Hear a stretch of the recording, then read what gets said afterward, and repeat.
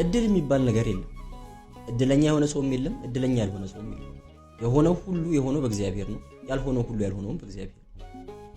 ሁሉ በእርሱ ሆነ፣ ሆኖም ሁሉ ያለ እርሱ የሆነ አንዳች የለም ይላል መጽሐፍ። በጣም ደስ ያሰኘሽ የወደድሽው ነገር የሆነልሽ እግዚአብሔር ስላደረገልሽ።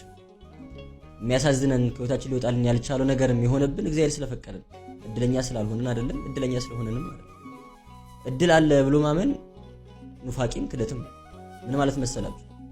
የሆነ ነገር እንዲሆን ወይም እንዳይሆን ማድረግ የሚችል ግዕዛን ያለው ማሰብ የሚችል ይሄ ነገር ይሁን ይሄ ነገር ደግሞ አይሁን ብሎ መወሰን የሚችል እድል የሚባል አካል የለም።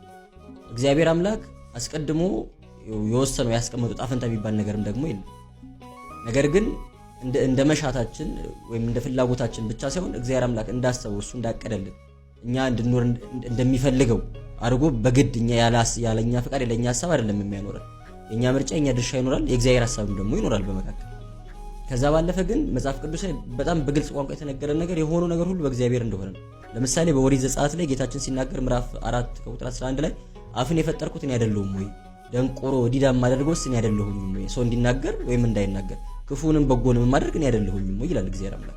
ከእድል ጋር የተገናኘ ጉዳይ አይደለም ማለት ነው። እድል የሚለውን ቃል አለማወቃችንን ለመግለጽ የምንጠቀምበት ቃል ነው።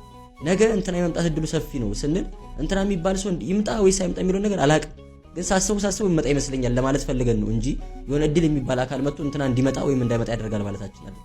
ስለዚህ እድል እጣ ፈንታ የሚሉትን ቃላት የምንጠቀመው አለማወቃችንን አለመረዳታችንን ለመግለጽ ነው እንጂ ከዛ ያለፈ እርግጠኛ ሆነን ወይ የሆነ አካል እድል የሚባል አካል መጥቶ ነገር ያደርጋል ለማለት አስበን አይደለም። የሆነውን ነገር ሁሉ የሚያደርገው እግዚአብሔር አምላክ ነው። ምናልባት ጥያቄ ሊፈጠር ይችላል አይደል? ታዲያ ይሄ ሁሉ ክፉ ነገር ለምን ደረሰብኝ እግዚአብሔር እኮ ነው የሚያደርገው የሚል ጥያቄ ሊፈጠር ይችላል። ግን እንደዚህ ጥያቄዎችን እኛ መመለስ አንችልም። እግዚአብሔር የሚያደርጋቸው ነገሮች የሚያደርግበት የራሱ ምክንያት ያለው አሰራር አለው።